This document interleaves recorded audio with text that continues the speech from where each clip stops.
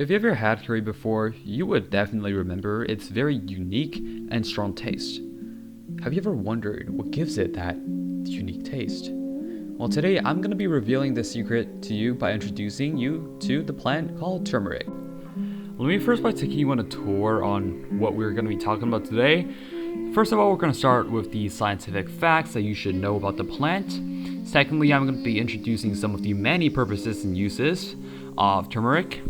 Then some side effects or some dangers that could happen, the physical characteristics in case you might want to spot one in the wild, the history and location of turmeric, how to grow your own in your very backyard, what it needs to grow, some fun facts and examples of turmeric usage, like products for example, how it tastes like, some individuals who shouldn't really use the turmeric supplements, and lastly, I'm going to be talking about a conclusion of your grade 9.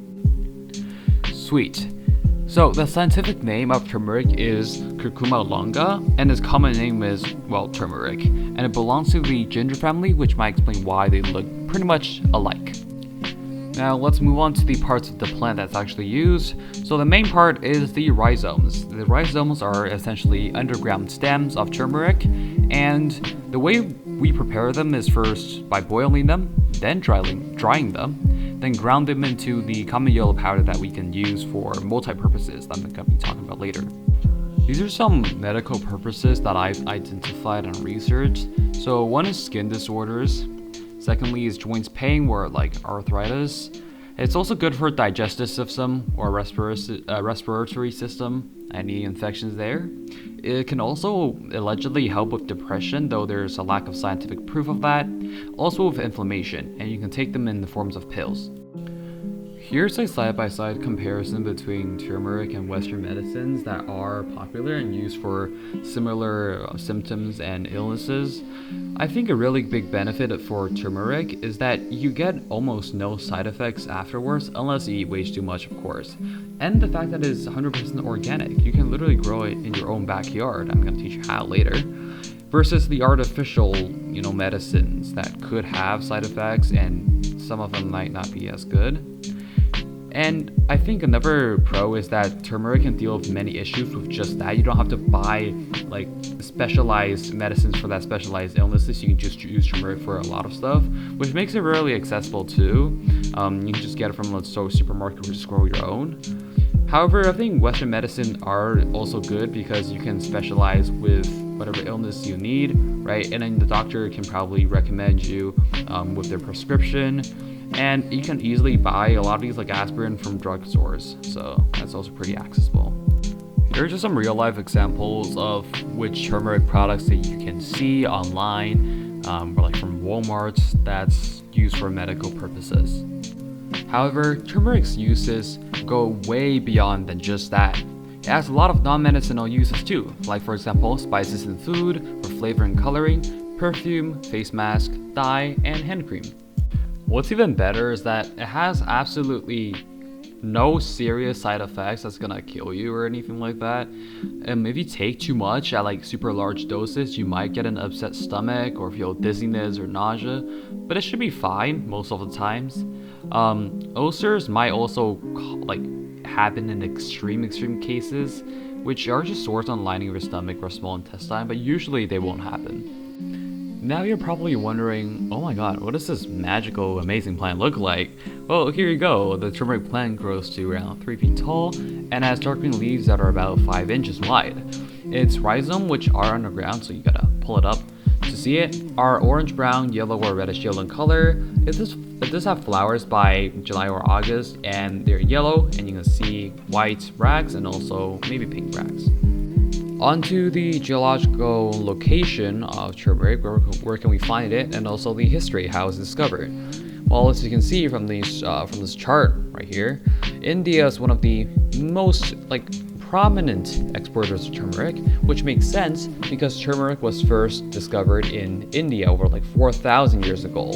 And I'm not really sure how it's discovered because I can't really find any information on that, so I'm just imagining some person suddenly finding, okay, this plant is pretty tasty and it's got good medical uses too, so let's just call it turmeric, something like that, Can't really prove it.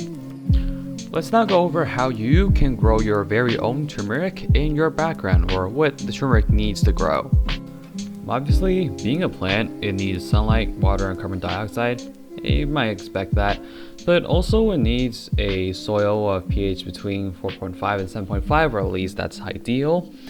The soil should be well drained, and it should be grown in a frost-free climate, preferably from 1,000 to 2,000 millimeters of rain annually, or you can use supplementary irrigation. And it thrives best on loamy or alluvial fertile soils and cannot stand waterlogging. Heavy shade is not good, but light shade is beneficial for it. Moving on to fun facts. In Indian culture, the importance of turmeric goes far beyond medicine. The Hindu religion sees turmeric as auspicious and sacred, and there's this wedding day tradition in which a string, dyed yellow with turmeric paste, is tied around the bride's neck by her groom.